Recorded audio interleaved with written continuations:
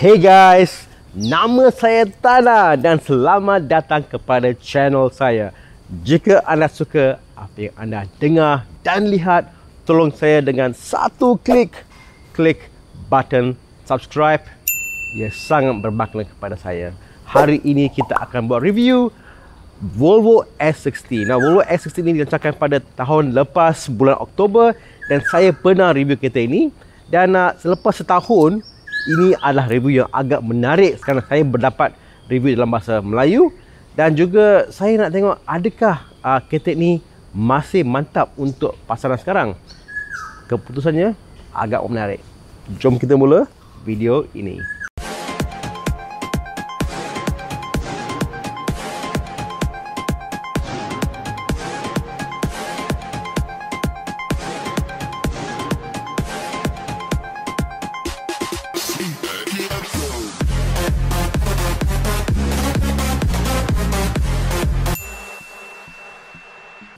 Volvo S60 T8R design. Ini adalah Volvo S60 dan di Malaysia Volvo hanya mengeluarkan atau menjual kereta ini dalam variasi T8R design. Itu antara spek yang agak tinggi. Only spek yang agak lebih tinggi daripada spek ini adalah Polestar. So ini adalah fantastic for Malaysia dan anda patut bersetuju dengan saya. Ini adalah antara Volvo yang paling cantik di antara semua Volvo yang dijual.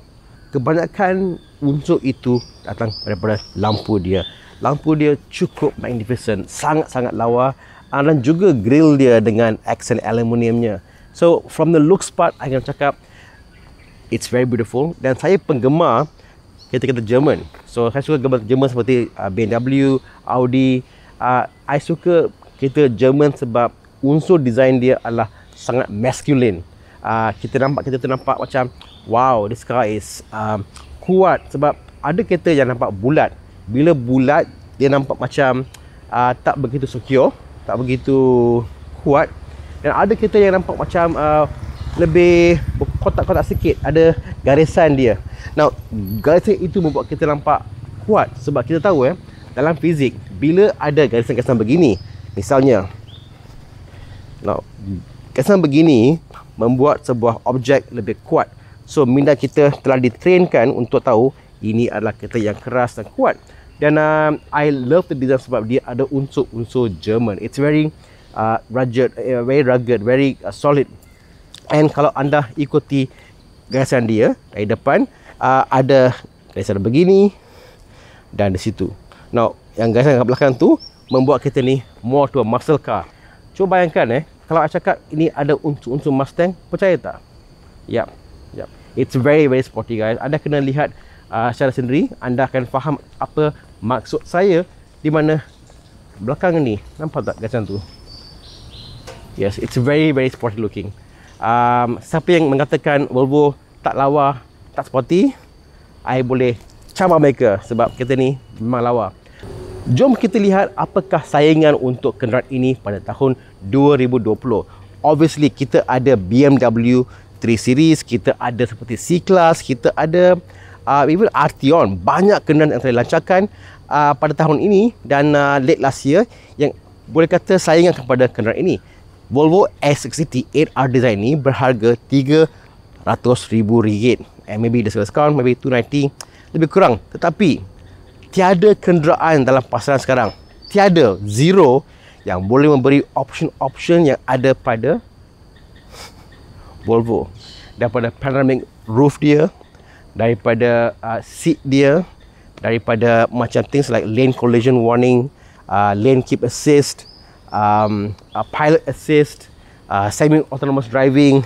Kepada tadi I bawa kereta agak nakal dan hampir langgar kereta depan sebab dia memotong, and the car automatically rev bawah, tarik seat belt ketat and tolak saya kepada seat. So safety is number one and Volvo berupaya buat itu. No other car yang akan menyaing kita ni. Tetapi kenapakah Volvo tidak menjual sebaik BMW dan Mercedes? Ini kita akan kupas. dengan fakta-fakta ini yang I telah kumpulkan. Number one, emosi. Ya, jika anda fikir kalau anda cakap BMW ada emosi, Mercedes ada emosi. Nah, adakah orang mengaitkan Volvo kepada emosi? Dia kata Volvo for life, tapi emosi itu tak ada. Orang yang suka Volvo, yang adalah fanboy Volvo, adalah mereka yang menyukai Volvo sebelum dia menjadi moden, sebelum dia menjadi daripada gili. So mereka memulakan masa untuk menukar diri, untuk menyukai platform ini. Tetapi itu akan berubah dalam masa yang akan datang. For now, the fanboy is not there. And orang tak faham apakah produk ini. Mereka cuba kaitkan ini dengan 3 Series. Adakah ia sama? Tak langsung. Sebab ia seolah-olah anda mengambil sebuah kereta 7 Series, S-Class, kereta yang agak luxury, yang akan float in the air, katakan, and cuba buat dia lebih sporty. So it's a different feeling altogether. So ada banyak hype masa dia keluar. Dia kata ini adalah 407 horsepower. Mereka ada emosi. Kita kata bila horsepower tinggi, emosi kita ialah laju. Betul, laju. Like 4.4 saat. 4.4 saat untuk 0 to 100. Extremely fast. Tetapi itu tidak menjadi fakta, kerana bila anda bawa kereta ni, anda rasa selamat, anda rasa yakin. And anda kata, alamak, kenapa tak cemas? Kenapa tak rasa macam Mustang ke apa kan? Bukan, sebab konsep lain. Laju-laju, tapi dia adalah selamat. It's beautiful. So setelah I review banyak other kereta yang ada emosi BMW, ada emosi Mercedes, ada emosi Audi, I come back to this car and rasa emosi I berlainan. Bila kita berada dalam Volvo, kita rasa complete, kita rasa comfortable, kita rasa such a good place, so comfortable. And I rasa emosi ni tak dapat disayangkan dengan mana-mana kenderaan. Nombor 2, hybrid. Ini adalah kereta hybrid. Now, saya tahu yang Volvo ada jual versi-versi tanpa hybrid, tetapi hybrid itulah yang menjadikan Volvo. Sebab betapa smooth drive dia, betapa senangnya pick up dia, the weight and all that. So, hybrid ialah unsur yang intipati dengan brand Volvo. Anda tak boleh asingkannya. So, banyak orang takut atas sistem hybrid. So, adakah anda patut jangan beli kereta sebagai hybrid? Pendapat saya ialah ini. Hybrid adalah sistem yang akan tetap dalam pasaran kita. Kita tidak boleh mengatakan kita tidak akan pergi hybrid. It's a fact of life. Apa yang suka pasal hybrid ini ialah, walaupun ini adalah hybrid plug-in, dia tidak memaksa anda untuk memakai elektrik setiap hari. Anda boleh pakai versi petrol dia dan dia akan pretty fine. Bila anda brake, dia akan menggunakan brake tersebut untuk menjanakan kuasa bateri. So, walaupun ini hybrid, walaupun ini plug-in, anda tidak memerlukan memakai plug-in hybrid. So, yeah, best of both worlds. Nombor 3, cabaran pembuat kereta lain. Seperti manusia, kita selalu inginkan yang terbaik dan the next model. Well, bila SED keluar, kita katakan, oh, apa kata BM3 season baru, apa kata Arteon, banyak model yang tengah keluar pada masa itu. So, orang sangsi, orang ragu-ragu dan menunggu melihat apakah model terbaru yang akan keluar. Lepas setahun, I boleh katakan dengan very surety, Volvo X60 definitely untuk harga yang anda beli jauh lebih baik sebagai family car daripada BM3 series, Arteon dan selainnya. Sebab I would say, bayangkan for the family man, kepentingannya ialah I perlukan safety, kepentingannya ialah saya perlukan comfort, saya perlukan sesuatu yang bila saya nak, I boleh pergi laju, tapi most of the times it's safety. Sebab I akan pergi angkat anak, pergi kerja, banyak benda, and I'm very stressed out. And ada kalanya anak rehat, I dah boleh on butang itu, and I boleh rehat kejap, kita akan bawa sendiri. So all this terdapat dalam Volvo S60 yang tak ada dalam any other car. So for that fact, I would say this is the best car. Jika anda lebih muda, anda memerlukan sebuah kereta yang lebih sporty, handling is alive, maybe the 3 Series is for you. Or anda nak kereta yang boleh dengar engine dia, can rev and all that stuff, maybe VW. So banyak opsi lain. Tapi sebagai seorang yang memerlukan sebuah ride yang comfort, yang senyap, yang powerful, my choice S60. Okey, kita dah lihat pandangan luar. Jom kita masuk ke dalam dan melihat apakah yang membuat S60 ini so beautiful, so delicious. Begitu nikmatnya tak terhingga. So I dah masuk dalam Volvo X60 ni. Kita akan on kereta ni. Nak on senang aja. Tak ada butang untuk tekan kat sini, tak ada butang kunci. Apa yang dia ada cuma adalah ini. Kita akan tekan butang atau twirl knob ni. Dia kata start, engine stop. Kita akan, dan anda akan dengar dia come alive. And this interior, kejap cuba bagi anda satu pandangan. I buka kejap sunroof dia. Yes, it's a sunroof. And memang besar gila sunroof dia for a car. Okay, lihat je for a while. Lihat betapa cantiknya dashboard ini. Okay, I'll go slowly for you. Just lihat. Okay, banyak kenderaan yang membuat dashboard dengan leather and insert and carbon fiber and all that stuff, tapi nothing comes close in elegance untuk dashboard ini. Kalau masuk dalam BMW, anda akan nampak dia more plasticky tapi functional. Kalau masuk dalam Mercedes, nampak banyak screen, lampu, tapi tak classy. I would say easily ini adalah antara dashboard yang paling cantik dalam market ini. And I own Audi, and Audi dulu cantik, sekarang dia agak tacky, banyak screen. And kereta ni banyak sistem, banyak option, banyak sistem. And even dengan all sistem ni, dia tak rasa rimah. Sebab bayangkan all the option ada sayang. So bayangkan dengan all the option ada patutnya ada banyak butang kat sini kan. Tak, apa dia buat ialah ini. Apa dia buat ialah dia membuat sistem ini untuk occupy all the button. Apa yang anda perlukan, ini button home, tekan sini, ini adalah semua option anda perlukan. Tak payah anda cari butang kamera, butang 360 macam X50, semuanya ada di sini. Semua kenderaan biasanya akan letak butang kamera di mana, somewhere here. Tak, sini, here. Anda kena pergi tengok, nampak tak? Anda kat sini, tekan and camera, atau tekan and park in, park out. Park in, park out. Kita ni boleh park secara sendiri. How awesome is that, you know? Parking assist, head up display, semuanya ada di sini saja. So that is fantastic. Dia it's mind blowing kenapa tak dibuat dalam semua kenderaan.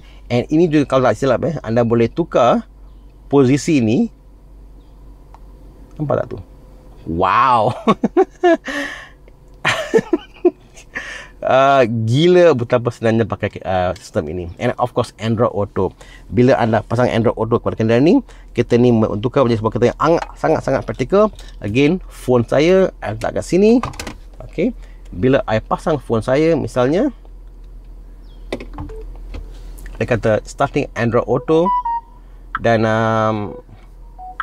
immediately anda ada Android Auto. Maksudnya anda boleh buat navigasi, anda boleh buat anda punya Spotify, semuanya menggunakan skrin saja. Fantastic. Aircon blower dia, nampak tak tu? Ini volume. Betapakah kuatnya angin yang keluar, menggunakan kontur kat sini, dan kiri, kanan, atas dan bawah. It's simple and perfect and nice. It's just amazing, you know. Aircon dia, banyak kereta dia struggle bagaimana nak buat aircon system yang ringkas dan juga berkesan. Kat sini senang aja, tekan sini and kita tukar. Katakan I nak pergi pada 21 and kalau nak synchronize and it's done. That's all, you know. Apa lagi yang anda perlukan, you know, daripada, nampak tu aluminium dia, and material dia adalah material yang betul. Dia bukannya penipuan, dia memang aluminium, dia rasa aluminium, rasa metal, rasa leather. Dia bukan tiruan. Everything is perfectly aligned to apa yang anda inginkan dalam sebuah kenderaan. And the safety feature is obviously Moto Volvo, and it's wonderful.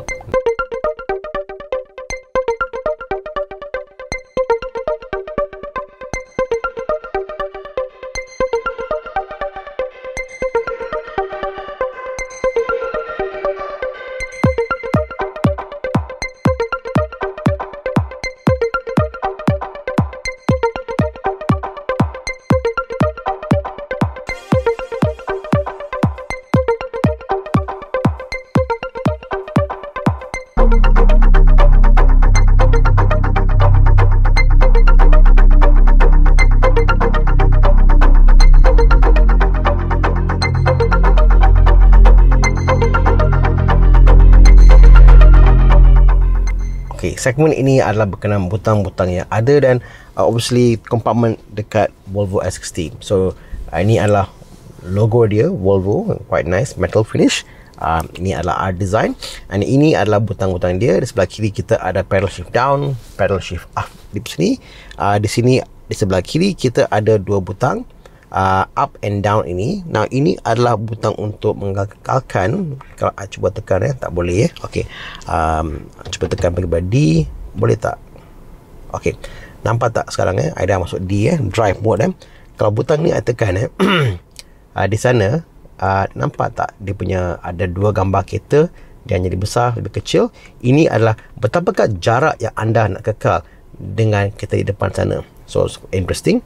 And di sebelah ini kita ada dua butang kiri dan kanan. So kereta ni ada hanya dua sistem for its semi-autonomous driving itu. Sama ada anda nak mode dia adalah mode pilot assist atau adaptive cruise control. So antara dua option tersebut, hanya kiri atau kanan. Basically macam stage 1 and stage 2 lah. Stage 1 adalah hanya cruise control. Adaptive cruise control adalah sistem di mana kereta ni akan mengekalkan speed pada katakan 90 km lah. So anda tekan sini, dia akan pergi tinggi, katakan pergi pada ini 90. Kejap lah, saya pergi pada D balik, and katakan lepas thing, and okay, anda bertekan misalnya berapakah speed anda nak pergi. Adaptive cruise control ialah biasa cruise control, cuma dia akan menetapkan kelajuan kita dan berbanding dengan kereta depan. Kalau depan ada kereta, dia akan perlahankan kereta untuk match the car in front, supaya walaupun cruise control dia tak akan pergi pada speed anda set, tetapi mengikut berapakah speed kereta di depan. So that's quite interesting. And di sebelah kanan pula kita ada voice command. Kita boleh katakan go to somewhere or play what song dia akan mainkan. Ini adalah option menu. Kita ada how many kmh, boleh tukar dia punya option lah, pergi pada media for example, phone, navigation, semuanya ada di sini. Call Bobby, pergi sana nak call Bobby. Okay. Inilah butang OK, inilah butang volume up and volume down kalau anda bukan di menu sini. So again, kalau tekan sini, ini adalah untuk volume. Okay. Di sini obviously this is the system screen dia. So ini adalah untuk home, dan ini adalah untuk feature-feature dia yang ada: parking, park out, camera, park assist, head up display. Kalau anda buat video pasal ni, I ingat sehari pun I tak siap nak buat macam ni. Tapi antara benda yang agak unik, for example, ialah active bending lights, di mana jikalau anda corner ke kiri atau kanan, dia akan mengikut lampu tu untuk memberi lebih kawasan yang diterangkan daripada lampu dia. Lane keeping aid, ini adalah bila dia akan tolong anda simpan dalam lane yang betul. Apa lagi, kita ada cross traffic alert. Kalau ada kereta yang melalu di belakang tanpa anda lihat, dia akan bagi obviously alarm. Interesting. And di sebelah kiri, ini semua app yang dia ada, daripada radio, bluetooth, messages, car status. Dia mengatakan car status kalau ada isu. Again, tak ada apa. Status, oil level, minyak, TPMS, okay, and service, bill nak service lah. Okay, so sekarang kalau lihat bawah sini adalah car status. So berpulang kepada anda, apa yang anda pilih di sini, itulah yang akan keluar di yang bawah sana. Oh, you are interrogating me. You are saying that I am tekan pergi pada simply take anybody's people song. Bluetooth. Okay, sekarang kita pergi Bluetooth. Okay, ini adalah untuk play and stop, any volume and track, backtrack, next track, hazard light. Di sini nampak lawa sangat ni, inilah tombol dia. Kalau anda membeli T8 yang ada high spec dekat XZD, inilah crystal. Parking, reverse, neutral D, and start stop. Drive mode, kalau tekan sini, kita ada hybrid, kita ada pure, ialah it's more economical, all wheel drive, di mana dia akan memakai semua tayar, dalam semua tayar pula. Dia akan pakai semua pacuan roda. Anda kena tahu bahawa ini adalah hybrid. Apa dia buat ialah depan ni adalah engine, dan engine tu menggunakan, kejap gelap sikit. Ya. Depannya adalah engine. Engine digunakan oleh engine menggunakan tayar depan, tayar belakang dia dikaitkan dengan sebuah e-motor pada setiap sisi. Dan so anda akan dapat electric drive di belakang. So kalau anda nak pakai all four, dia akan pakai belakang dua e-motor, depan dia akan pakai motor engine biasa petrol. Apa lagi? Ini adalah control aircon dia, anda tahu dah. And Harman Kardon speakers, and seperti semua kenderaan yang bagus, dia ada lock and unlock di dua sebelah. And seat dia cun gila, nampak seat tu. Okay, dikatakan menggunakan input daripada Dr.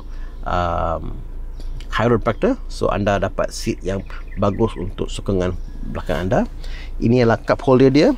Okay, very nice. And di dalam ni ada tempat letak phone and charging point yang saya akan keluarkan tangan. Dan itulah sebuah sedikit berkenaan dengan Volvo S60. Memang premium, memang cantik. And nampak tak, dapat sunroof. Dia ada juga satu shade yang dia boleh ditutupkan. Jika anda pernah ada impian untuk membeli kereta-kereta yang luxury, anda patut membuat X60 atau Volvo lain antara pilihan anda, sebab Volvo has come a long way. Memang sebuah brand premium sekarang. Bukan nak kata setanding, kadang-kadang juga melangkaui jangkauan saya apakah itu premium. So sehingga kita berjumpa lain hari, lain masa. Ini Tanam mengatakan, go out there and have a little more fun. Bye guys.